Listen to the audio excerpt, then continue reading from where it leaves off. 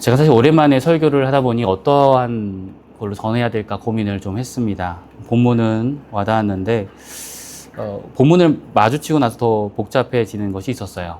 오늘 구절을 사실 좀 보셨지만 같이 사실 오늘 본문의 말씀은 어떻게 보면 좀 어렵기도 하고 쉽기도 합니다. 그 이유는 먼저 삼위일체 하나님이 나오기 때문에 어렵다는 것이고, 또 이것을 깊게 들어가지 않으면 삼위일체 하나님이 나온다로 사실 어떻게 보면 대략적인 설교가 가능하기도 하기 때문입니다.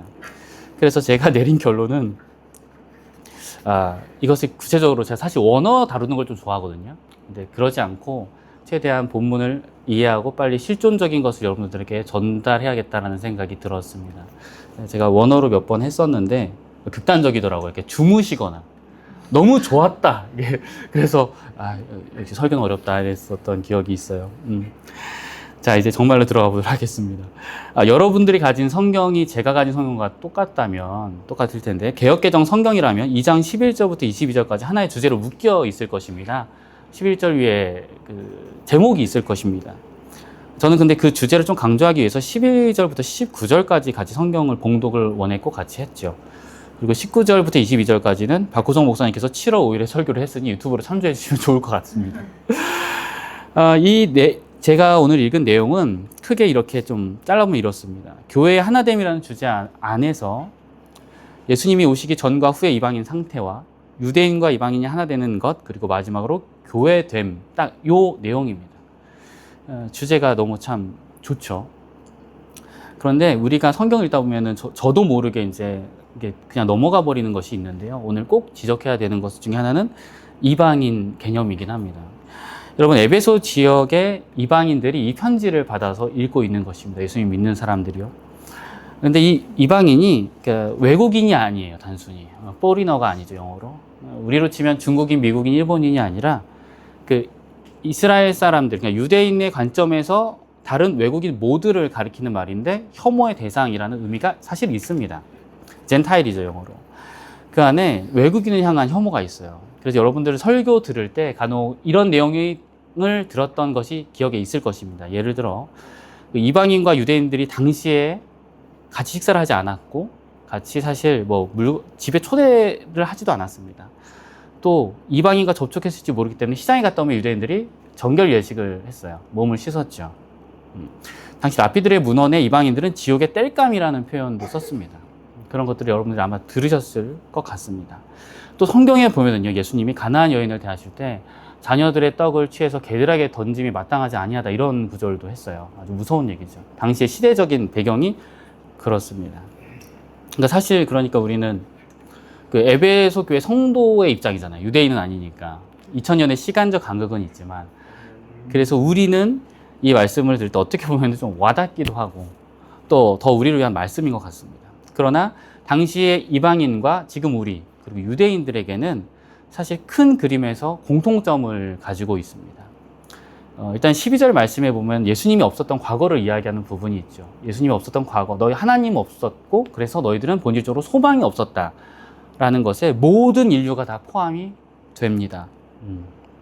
이것을 바울이 하나로 묶었어요. 우리와 옛날 이방인과 유대인들, 인류 모두를 소망이 없다라고 묶었어요. 왜? 하나님이 없었으니까. 사실 이때 당시에 바울의 의도는 이거였죠. 너희들 하나님 모르고 있었잖아.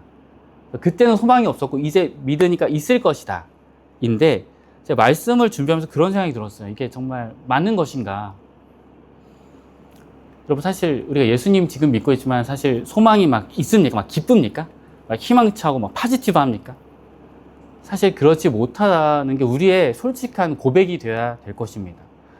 여러분들이 우울증이 있다 이런 것이 아니라 그럴 수밖에 없어요. 왜냐하면 우리의 삶의 현실은 너무 전쟁터 같기 때문이에요. 우크라이나 러시아 전쟁이 아니고요. 저는 그래서 우리의 삶이 사실은 정말 실존적으로 봤을 때 우리의 지금 이 현실에 소망이 있느냐 없느냐 했을 때 참 얘기하기 어렵다라고 정의 내리고 싶습니다. 어느 나라는 신앙이 좋은 것 같고 어느 나라는 신앙이 안 좋은 것 같고, 제가 방금 찬양을 참 들으면서 너무 감정이 좀 격해졌어요. 옛날 생각도 많이 나고 은혜가 있고 그래서 좋은 것 같지만 저도 사람인지라, 예를 들어 독일에 가면, 제가 독일에서 왔거든요. 독일에 가서 한인교회 가면 좀 약간 처질 수도 있고 부득이하게 교회를 못 나가서 온라인 예배를 드리면 좀 처질 수 있잖아요. 그러면 이게 참 저의 마음이 기준이 감정이 되어서는 안 되지만 사실 그렇거든요. 소망이 없는 상태인 것 같고, 뭐 어떨 때 있는 것 같고. 그러니까 바울이 얘기한 것과 우리는 좀 다른 것이죠. 우리는 이 그 부분을 좀 가볍게 여기면 안 됩니다. 그냥 우리의 삶이 그런 거야. 좀 우울할 수도 있고, 뭐 안 우울할 수도 있지. 뭐 그럴 수 있어라고 사실 넘어가면 또 안 됩니다, 이게. 앞에 말했던 것처럼 바울은 과거로 지칭을 했어요. 예수님 믿기 전과 후의 상태로 딱 이야기를 했습니다. 그런데 우리의 삶은 그렇지 못하죠. 부정적 현실이 너무 크기 때문이에요. 그래서 뭐 공황장애 우울증 환자가 증가한다고 하잖아요. 그런 것들이 증가하고 우울한 게 너무 많으니까. 근데 사실 이것을 현실로 막연히 저는 이야기하고 싶진 않아요. 그러니까 예를 들어 이런 현실이 있어요. 자료를 찾아보니까 핀란드는 2026년 세계 행복 보고서에 보면 9년 연속 세계 행복 지수 1위입니다. 굉장히 높죠. 그러니까 북유럽은 복지의 국가고 개인주의가 명확하니까 남한테 터치 안 하고 이런 것이 영향을 미친 것 같아요. 옛날에 부탄 뭐 이런 나라 있었잖아요. 방글라데시 지금 굉장히 많이 떨어졌거든요. 이유가 SNS 발달로 왜 나는 이렇게 못 살지 이래서 그랬다는 것이 있습니다. 좀 슬픈 얘기죠. 여튼 잘 먹고 잘 사는 사람들도 우울증이 심해요. 자살률 높거든요. EU의 평균을 뛰어넘습니다. 핀란드가. 이게 어떻게 된 일일까요? 제가 사실 예전에 사역했던 교회에서 정말 많이 들었던 기도 제목이 있습니다. 키워드가 마음의 평안이에요. 마음의 평안.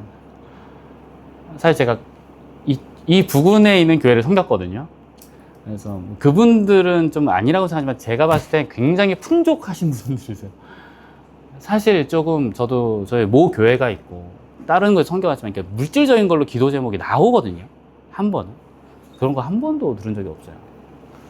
그런 건 들었어요. 주식이 떨어졌으니까 올랐으면 좋겠다.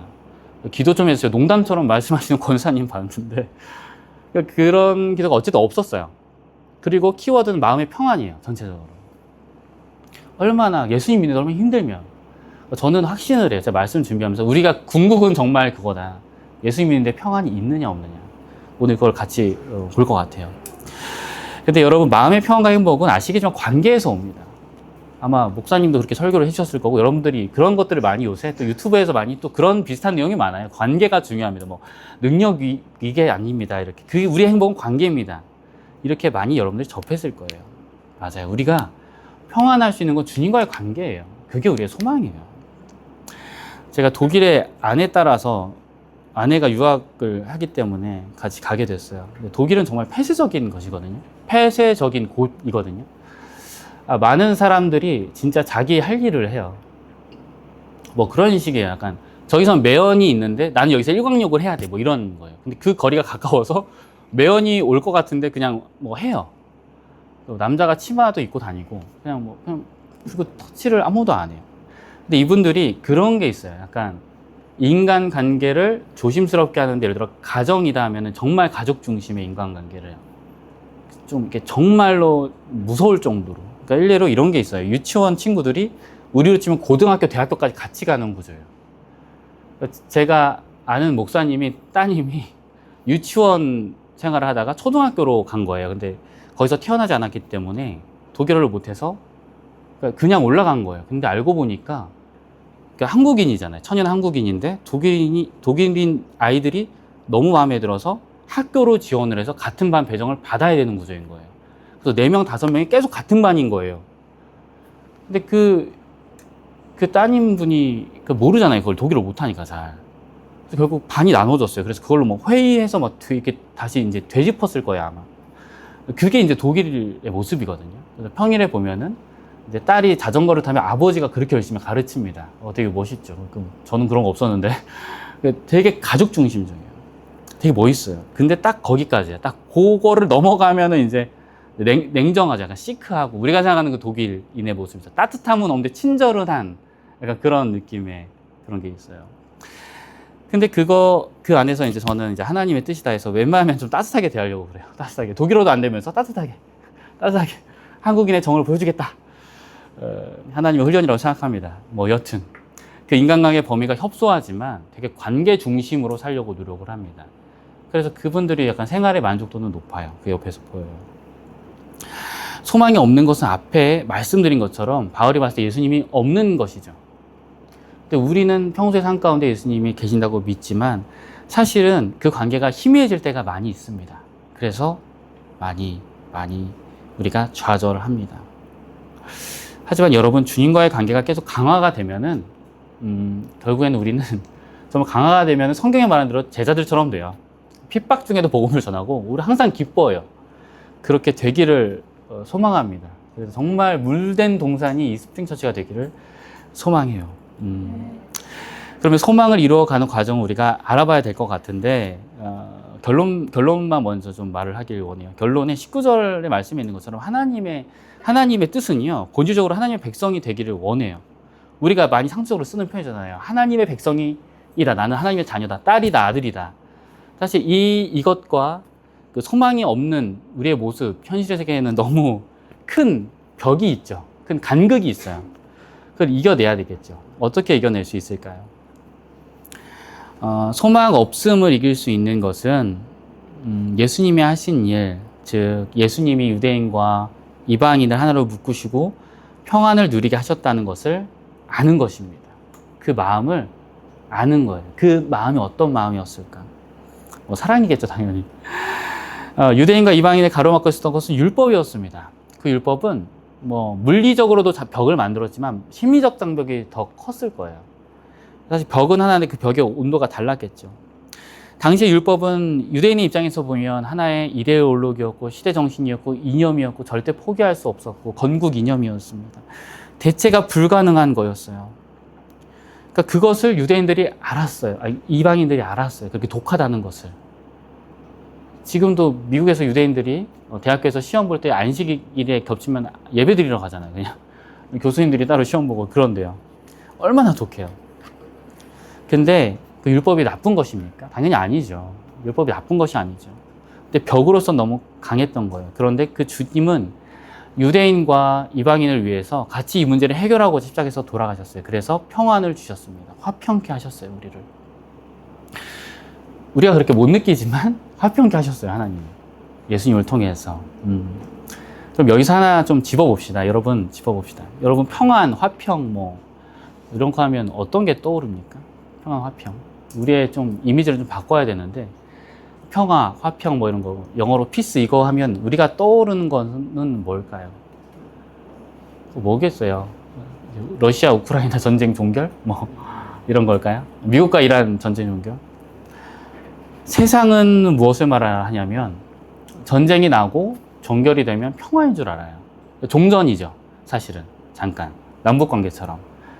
전쟁 나고 종결되면 그 다음에 죽었던 사람들, 피해자들, 고아들, 그 피해자들의 가족들이 무덤을 또 가야 되는 그런 상황은 언론에서 발표하지 않습니다. 평화가 있는 것처럼 합니다. 근데 성경에서는 어떤 걸 말을 하냐면 이런 걸 말을 합니다. 예를 들어 이런 거예요. 화평케 하는 자는 복이 있나니. 하나님의 평강이 너희 마음과 생각을 지키시리라. 이런 거죠. 나의 평안을 너희에게 주겠다. 세상의 것과 다르다. 그리고 우리의 대표적인 이미지로는 이런 거죠. 이사야서 11장에서 말하는 것처럼 사자와 어린 양이 같이 뛰노는 거. 약한 이들이 함께 즐기고 공동체로 이루는 게 성경에 말하는 평안이에요. 하나님이 이게 보여주는 화평이에요. 그게 어떻게 보면 요한계시록의 새하늘과 새 땅인 거란 말이에요. 근데 현실은 뭐예요? 전쟁 중에 자신들이 다 이득 보고 너 협상 테이블로 나와. 이제 전쟁 종결문에 합의해. 하나의 법조문처럼 그렇게 하잖아요. 그것이 아닙니다. 주님이 주시는 평안은 온전하고 완전합니다. 예수님이 십자가로 주신 것이기 때문에 완전할 수밖에 없습니다. 예전에는 그런 이야기를 많이 했습니다. 예수 천국 불신 지옥이라고 해서 십자가를 마치 하나의 그 벽처럼 이용했습니다. 율법 조문처럼 이용을 했습니다. 천국과 지옥을 나누는 것으로 생각을 했습니다. 그러나 오늘 본문을 보십시오. 그것도 맞는 말이지만 우리에게 평화를 위한 예수님의 희생이었습니다. 그래서 우리가 이제 정말로 주님이 정말 소망이 된다는 것은 뭐냐면 주님께서 저렇게 하신 것을 내가 진짜 믿고 진짜 따르겠다 했을 때 진짜 소망이 있는 거예요. 내가 주님 믿고 성공하겠다 이거는 또 불안해요. 그렇죠? 근데 주님과의 관계가 딱 되니까 내가 주님 저것을 납득을 못하지만 이 상황을 납득 못하고 주님의 그 십자가를 지신 방식도 납득을 못하는데 주님 내가 이제 그것을 믿겠습니다 하면 우린 정말 소망이 생기고 우리가 예를 들어 이런 고백을 할 수 있습니다. 대표적인 고백 두 가지만 그냥 들어볼게요. 우리는 삶의 예배잖아. 이렇게 할 수 있는 거예요. 나를 통해서 하나님 나라가 이 땅에 이루어질 것이다. 이런 고백을 할 수 있는 거예요. 왜냐하면 그게 하나님의 통치 방식이기 때문에. 예, 우리가 그렇게 돼야 되는데 앞에 말한 것처럼 현실의 벽은 너무 높습니다. 사회적 벽이 높죠. 빈부격차도 있고 고용불안도 있고 사회적 벽이 너무 높죠. 우리가 이런데 어떻게 하나님 나라를 뭐 꿈꾸고 만들어 가겠어요. 사람들이 비웃을 수 있겠지. 우리가 그 삶을 당연히 살아야겠지만, 교회가 단순히 건물이나 제도가 아니라 이 세상 한복판에서 하나님의 다스림을 구체적이고 실제적인 삶으로 살아내는 현실적 공동체가 되어야 한다. 이제 독일의 디트리 보네퍼 목사님이 한 이야기였어요. 하나님의 다스림 통치를 살아내는 공동체, 그게 교회죠. 이렇게 되기 위해서는 어떻게 해야 될까요? 엄청난 희생을 사실 겪어야 됩니다. 우리가 엄청난 손해를 겪어야 돼요. 가족끼리도 그렇고 사회에서도 그렇고. 잠깐 다른 이야기이긴 한데요. 한국 교회가 비판을 받는 이유를 최근 이제 말씀을 준비하면서 확실히 알게 됐어요. 그것은 뭐냐면 희생의 가치를 우리가 좀 너무 가볍게 여겨서 그래요. 전 이거가 정말 포인트라고 생각을 해요. 여러분 그거 아세요? 희생이 없으면은 교회가 내부적으로 사실 좀 잘 안 돌아가요. 제 경험상. 그 희생을 그래서 누가 하냐면 사실 목회자가 하거나 정말 신앙 좋은 몇 명이 하거든요. 그런데 그렇게 하면서 좀 돌아가요, 교회가. 사실을 보면. 그러니까 외부적으로 근데 이게 좀 장기화되면 어떻게 되냐면 희생을 안 하게 되면 사실 교회가 지탄받을 일을 결국 교회는 맞닥뜨리게 됩니다. 제 경험상. 희생이란 가치를 가볍게 여기면 사실 사람 눈이 딴 데로 향하게 되어 있어요. 표현이 그런데 사역도 약간 그렇게 되는 사역을 하게 돼요. 대형교회 중심으로 사실은 그래요. 그런데 우린 그런 어떤 현실의 벽을 주님은 넘어서기 원하거든요. 그 넘어설 수 있는 힘은 사실 희생이거든요. 예수님이 희생을 묵상할 때 우리가 희생할 수 있고, 우리가 그러한 삶을 하나님 나라로 이 세상을 만들어가고 싶다 이렇게 할 때에 그 첫걸음은 사실 교회에서 시작되죠. 주님은 유대인과 이방인을 한 세 사람으로 만들었다고 하셨습니다. 한 몸으로 화목하게 하셨어요. 이것이 정말 중요한 이야기입니다. 제가 본 자료 중에 그런 게 있어요. 오래전부터 이제 봤고 믿어지지 않아서 계속 봤던 자료인데 이런 표현이 있어요. 에베소서에서는 교회론이 언제나 구속론보다 우위를 차지한다. 이게 무슨 말이냐면 13절부터 16절까지의 말씀을 이제 짧게 요약하면은 이제 좀 와닿을 거예요. 뭐냐면 순서대로 이것을 생각해 보세요. 제가 요약을 하겠습니다. 예수님은 유대인과 이방인을 하나로 만드시고 한 세 사람을 만드시고 이 둘을 한 몸으로 하나님과 화목하게 하셨다. 이게 그냥 딱 짧게 요약한 거거든요. 그러니까 제가 본 그 책에 보면 이런 내용이 나와 있어요. 그러니까 하나님과 화목하게 된 것은 구원을 의미하잖아요. 본질적으로. 근데 그 전에 뭘 해야 되냐면 이 둘이 한 몸으로 하나를 주님이 만드셨다는 게 포인트예요. 그게 포인트래요. 저도 맞는 것 같아요. 동의가 됐어요. 이게 개혁개정 성경에 말하는 사건의 순서도 그렇고 원어로도 그렇습니다. 일단 이 다른 두 인종이, 그러니까 더 정확히 표현을 하면, 그러니까 도저히 하나가 될 수 없는 두 종족을 단수로 한 세 사람으로 하나님께서 만드시고, 그리고 나서 하나님과 화목하게 된다는 거거든요. 그러니까 구원 전에 뭐냐면, 도저히 하나가 될 수 없는 사람이 하나가 되는 것을 주님은 먼저 하셨다는 거예요. 그렇게 하고 구원받게 하셨다는 거예요. 이게 13절부터 16절까지의 핵심 포인트예요. 그래서 에베소서는 구원보다 교회됨이 먼저다. 하나됨이 먼저라는 것입니다. 제가 그래서 이걸 맨 처음에 봤을 때 성경 공부하면서 봤는데 너무 이해가 안 돼서 계속 보고 성경 보고 뭐 책을 보고 하다가 밖에 나갔다가 또 보고 막 이랬던 기억이 나요. 왜냐하면 여러분 그렇지 않나요? 우리가 구원하면 사실 저는 어떤 이미지가 있냐면 약간 그런 게 있어요. 어렸을 때 교회학교에서 배웠을 때 우리 죄를 위해서 돌아가셨으면 너야 나라고 해 이런 게 있었어요. 그래서 나의 죄를 위해서 돌아가셨어요. 그 다음에 구원받았어요. 그래서 교회에 와야 돼요. 이런 거죠. 그런 이미지가 있어요. 사실 좀 이 말을 좀 많이 좀 정확하게 표현하면 우린 구원받았기 때문에 교회가 된 거긴 하거든요. 근데 그 상식을 좀 뛰어넘는 거예요. 뛰어넘는 거. 에베소서의 핵심 주제랑 연결해서 전 또 충격이었는데 뭐냐면 에베소서의 핵심 주제는 우주적 교회론이라고 해요. 어려운 말로. 이제 우주적이란 말은 간단하게 시간을 추월해 있는 보편성을 말해요. 그러니까 뭐냐 하면 에베소서의 이 교회의 원리로 과거부터 지금까지 그리고 앞으로 있을 모든 교회까지 다 하나로 연결된다는 거예요. 새하늘과 새 땅에서의 그 천상의 교회라고 하잖아요. 요한계시록에. 그 교회까지 다 그 공동체가 다 연결된다는 것입니다. 근데 거기서 죄 이전에 교회의 핵심 원리로 하나됨을 먼저 말을 한다는 게 저는 좀 충격이었어요. 왜냐면 저는 하나됨보다 너 죄인이야. 네, 저 죄인입니다. 근데 구원받았지. 네, 예수님의 피로 구원받았습니다. 이런 거 배웠거든요. 그래서 예수님 피로 우린 구원받았기 때문에 하나가 된다라고 이해했거든요. 오늘 에베소는 그렇지 않다는 거예요. 이게 되게 좀 혁신적이지 않나요? 주님이 이렇게 하심이 하나로 먼저 하는 게 더 중요해. 내가 그리고 구원해 줄게. 이것입니다. 구원도 감사한데 더 큰 의미를 부여해 주셨어요.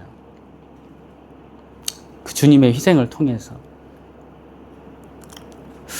그리고 더 나아가 이제 눈앞에 있는 어떤 교회가 이래야 돼라고 바울이 많이 얘기하지만 에베소서에서는 눈앞에 있는 것보다 영적인 원리는 이거야 이렇게 또 알려주는 그 표현이 좀 맛이 좀 있죠. 근데 그것이 우리의 구원의 상식, 우리가 흔히 알고 있는 그것을 뛰어넘는 공동체적 구원, 이런 것을 좀 보여주고 있어요. 여러분, 그래서 다시금 에베소서의 주제를 생각하면서 좀 어렵게 제가 또 원어 얘기 안 한다고 해놓고 더 어렵게 만든 것은 아닌가 싶은데, 우리가 아는 것을 재정의했으면 좋겠습니다. 우리가 구원이라는 것은 뭐 우리에겐 당연하지만 일반 사람들은 이해 못하는 거잖아요, 사실. 물리 법칙이 아니니까. 근데 에베소서를 보면 주님은 새로운 구원의 질서를 심지어 말씀하세요. 구원의 방식과 함께 새로운 구원의 방법은 이거야. 십자가, 부활, 성화 이런 거 너무 중요하죠. 그런데 그 전에 성도와 성도의 관계에서 막힘이 있으면 안 돼라는 것입니다. 이것을 말씀하십니다. 당연한 얘기지만 성도와 성도의 관계를 잘하는 사람은 인간관계를 잘하기 때문에 가족한테도 사실 잘할 거예요. 정말 잘하는 사람들은. 여튼 주님은 우리가 세상의 빛과 소금이기 전에 사실 에베소의 말씀에 서로 사랑하여야 한다, 이것을 말을 하고 있어요. 그래요. 예수님께서는 하나 되는 것을 너무 기뻐하십니다. 정확히 예수님을 통해서 하나 되었다고 우리가 좀 믿어야 될 것 같아요. 사실 그거를 진짜 믿느냐 안 믿느냐는 좀 다른 문제인데 믿어야 될 것 같아요. 믿어야 될 것 같아요. 우리가 진짜 하나야 아니야 하면 이제 뭐 소그룹 모임 때 또 나눌 수 있겠죠. 민주주의 원칙에서 투표할 수도 있겠고. 근데 사실 제가 말씀을 주면서 그런 생각이 들더라고요. 아까 희생이라는 것도 말을 했는데, 사실 우리가 정말 하나 된 걸 믿고 하나 된 걸 알려면 사실 뭐냐면 한 사람이 희생을 사실 해야 돼요. 한 사람이. 그거 아세요? 한 사람. 하나님 앞에 단독자처럼 한 사람이 희생을 해야 돼요. 어떤 목사님이 최근에 설교에 좀 은혜 받은 예인데 간단한 예예요. 그런 예화를 들었어요. 100만 원이 있습니다. 세 사람이 나누어야 됩니다. 어떻게 해야 될까요? 이게 사실 딱 안 나눠지잖아요. 사실 이론적으로는 가능한데 간단해요. 제가 20만 원 갖고 한 사람이 20만 원 갖고 40만 원 나눠가면 돼요. 그러면 인격적으로 성숙한 사람이면 뭐 갚겠죠. 좀 뭐 돈을 줄 수 있겠죠. 근데 적어도 그때 평화가 임해요. 적어도 하나가 돼요. 한 사람이 희생한 거예요. 양보한 거예요. 교회도 사실 그래요, 여러분. 가정도 그렇잖아요. 희생 없이 어떻게 돼요? 주님께서 십자가에서 희생하심으로 하나가 될 수 있도록 하셨잖아요. 우리는 그 희생 없이 어떻게 하나가 됨을 우리가 볼 수 있겠어요? 우리도 노력해야지. 좀 다른 이야기일 수 있는데요. 최근에 그런 것이 있어서 아내와 나누었습니다. 제가 사실 이제 아기가 둘이고 하다 보니까 잘 섬기지를 좀 못해요. 그러니까 아이 둘을 하는 것 외에 그러니까 교회를 섬기는 걸 못해요. 독일에 지금 가서 한인교회를 하는데 봉사 목록에는 있는데 설거지 담당 이런 게 있거든요.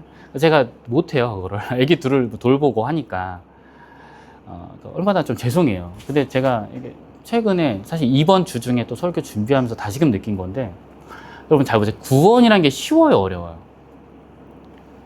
되게 어렵잖아요. 그러니까 예수님이 하신 것도 어려운데 그걸 믿는 것도 어렵잖아요. 그래서 제가 궁금한 거예요. 예수 어떻게 믿었나 되게 궁금해서 다 물어보고 싶은 거예요. 근데 아니, 여기서 물어보겠다는 건 아닌데 그런 것이 너무 힘들거든요. 그래서 아내한테 그랬어요. 그러니까 봉사를 못한다는 거는 거짓이다. 그러니까 부메랑처럼 저한테 하는 말이죠. 그러니까 봉사를 못하는 건 말이 안 된다. 이게 돈으로 치면 100억 받고 지금 1억 내놓는 거다. 그러니까 그런 생각이 드는 거예요. 왜냐하면 봉사도 사실 하나님의 은혜로 하는 거니까. 대신 이런 얘기를 부담 없이 할 수 있는 것은 오해 마세요. 그러니까 제가 제가 정말 아끼는 목사님 교회라서 여러분을 가스라이팅해서 이제 봉사를 더 시키겠다는 건 아닙니다. 그렇게 넘어올 분도 아닌 것 같아요. 건강하신 분들인 것 같아서 가스라이팅이 안 넘어올 것 같아요. 그걸 하려는 건 아니고. 제가 사실 이렇게 얘기할 수 있는 이유는 사실 슬픈 현실이 하나 있는데, 한국교회가 제 느낌엔 너무 과한 봉사를 하고 있다. 그것 때문에 더 얘기할 수 있는 것입니다. 뭐 여긴 아니겠죠. 근데 어쨌든 그런 봉사라는 거 사실 얼마나 쉬워요. 구원받은 거에 비하면. 구원이 얼마나 어려워요. 봉사는 쉬워요. 물론 봉사를 하면서 이렇게 건강해진다라기보다도 우리의 신앙이 건강할 때 봉사하는 게 맞죠. 원래 이론. 그래서 이제 그때까지 예배드리고 뭐 이제 큐티하고 말씀으로 이제 건강해져야 되겠죠. 근데 얼마나 이게 봉사가 쉬워요? 봉사는 구원받은 거에 비하면 한없이 쉬워요. 작은 것도 봉사예요. 그렇잖아요. 얼마나 쉬워요. 그러면 사실 희생하는 건 얼마나 쉬워요. 그게 저한테 좀 와닿았어요. 그리고 사실 희생하는 게 얼마나 기뻐요. 예수님이랑 같이 걷는 것, 예수님 따라간다는 어떤 의미잖아요. 비유잖아요. 예전에 좋은 생각에서 사랑에 대한 정의 1위를 한 어떤 글귀를 보았습니다. 어떤 여자분이 그런 글을 썼습니다. 나는 그를 사랑하기 때문에 그가 신은 신발을 신고 그가 간 길을 걷는다. 이게 1등이었어요. 그래서 주님이 오병이어 할 때 우리 옆에 있고 물이 걸을 때 나도 걷고 이러면 좋지만, 그것도 동행이지만 사실 희생이 정말 따르지 않을 수 없거든요. 왜냐하면 예수님은 평생 희생을 하신 거니까. 그래서 우리는 희생을 인간적인 마음에 내가 손해본다가 아니라 주님과 같이 가는 기쁨으로 여겨야 돼요. 그럴 때 내가 하나됨의 한 미랄로 정말 기쁘게 사용될 수 있어요. 정말. 제가요, 아기 낳고 진짜 반성 많이 했어요. 원래대로라면, 제가 원래 제 성격 박호성 목사님 아실 텐데, 제가 박호성 목사님 너무 좋아했던 게, 박호성 목사님 막 학부 때도 뭐 하자 이거였거든요. 잠깐 멈춰봐요. 말하면 막 칼과 같은 사람, 칼집과 같은 사람. 잠깐 하지 마. 형 이건 해야 돼. 막 하다 보면 좋은 결과가 있는 거예요. 뭐냐면 제가 아기를 키워보고 아니까, 아기를 보니까 알게 된 건데, 하나님의 일을 진짜 옛날에 열심히 한다고 교만했었거든요. 근데 아기 크니까 한 게 아니에요. 여기서 다 약간 그런 경험을 하시거나 하셨을 거예요. 그러니까 한 게 너무 부끄러운 거예요. 그래서 오늘 사실 저는 못한다 이럴 수 있잖아요. 근데 그냥 순종하는 마음으로 왔어요. 순종하는 마음으로. 제 기준에서는 좀 희생까지는 아니지만, 그것까지는 아니죠, 이거 사실. 근데 이것을 이제 내려놓고 할 수 있는 상태가 된 거예요. 제 아이를 키우면서 가치가 바뀌었기 때문에. 여러분, 우린 사실 이미 구원 받은 거 맞습니다. 소망이 없었던 그 12절의 그때, 그 과거의 때에서 벗어났습니다. 근데 우리는 소망이 없는 것처럼 느껴질 때가 많습니다. 너무 슬픈 이야기지만 우리가 주님과 동행을 잘하지 못할 때 그런 일은 발생을 합니다. 우리가 영적으로 깨어있지 않으면 사업 때문에 막 힘듭니다. 예배가 되겠습니까? 건강 때문에 흔들리면 뭐 예배가 되겠습니까? 근데 주님과 관계가 하면 이게 별 일이 사실 아니잖아요. 오늘 말씀에 사실 그 원어를 좀 많이 뛰어넘었던 것 중에 하나가, 사실 원어에 잡히지 않는 정말 실존적인 내용이 있었기 때문이에요. 희생이에요, 희생. 그런 단어는 없으니까. 근데 맥락을 보면, 그 어간을 보면 주님의 희생이 보이죠. 여러분, 우리 스프링처치가 어떻게 이러한 희생이라는 삶을 받아들일 수 있을까요? 저도 잘 모르겠어요. 다만 우리가 뭔가 맡겨드릴 때 주님께서 역사하시겠죠. 그리고 우리의 시선도 바뀌게 될 거예요. 정말 우리의 시선이 바뀌게 될 거예요. 그리고 우리 주님의 희생에 우리가 참여할 때 우리가 주님의 평안에도 들어가긴 하거든요. 주님의 눈물에 우리가 참여할 때 우리의 눈물이 또 없어지거든요. 그것을 사모하는 우리 모두가 되길 바라요. 예. 그럼 제가 앞에서 이제 희생하는 삶을 말했지만, 마지막으로 우리가 반드시 해야 할 그런 내용을 또 나누고자 합니다. 18절 말씀을 좀 같이 읽어볼까요? 보여주실 수 있나요? 네. 18절 같이 읽도록 하겠습니다. 시작. 이는 그로 말미암아 우리 둘이 한 성령 안에서 아버지께 나아감을 얻게 하려 하심이라. 아멘. 주님이 원하시는 것은 우리가 한 성령 안에서 주님께 나아가는 것입니다. 이 말은 현재형이지만 가능성이 사실 단지 내포된 말이에요. 우리가 나아간 건 아니라는 거예요. 하지만 우리가 나아갈 수 있는 당위성이 또 내포된 말이에요. 그러니까 안 할 수도 있고 할 수도 있지만 사실 반드시 나아가야 되는 그런 말이거든요. 우리가 구원을 받았다면 마땅히 한 성령 안에서 구원을 받은 다른 이와 나아가야 합니다. 그 구체적 방식은 모르겠어요. 우리가 이제 정해야 되겠죠. 이것이 주님의 원하심이에요. 원하심. 주님이 우리에게 주고 싶은 정말 평화예요. 선물입니다. 구원이 임한 이 피조 세계에 우리는 하나님 아버지께 나아가는 선물을 받았어요. 그래서 이 자리에서 보면 주님을 예배했고 우리가 뭐 속으로 모임도 할 거고 할 건데요. 예수님을 통해 하나님 아버지께 나아갈 수 있는 우리 모두가 현실의 담을 뛰어넘기를 소망합니다. 여러분, 스프링 합시다, 같이. 스프링 합시다. 벽이 있는 것, 여러분, 한 사람 한 사람의 벽이 뭔지 모르겠습니다. 근데 넘어갑시다. 주님의 은혜로 넘어갑시다. 솟구쳐 오릅시다. 그리고 잊지 마십시오. 주님께서 이렇게 해줬을 수 있도록 이미 희생하신 것. 부모님의 눈물 때문에 우리가 이 자리에 있는 거잖아요. 주님의 희생 때문에 이 자리에 있는 것 잊지 말고 그 힘으로, 십자가의 힘으로 스프링 합시다. 그래서 교회와 세상에서 열심히 살아가는 우리 모두 되기를 간절히 소망합니다. 이제 다 함께 기도하도록 하겠습니다. 네.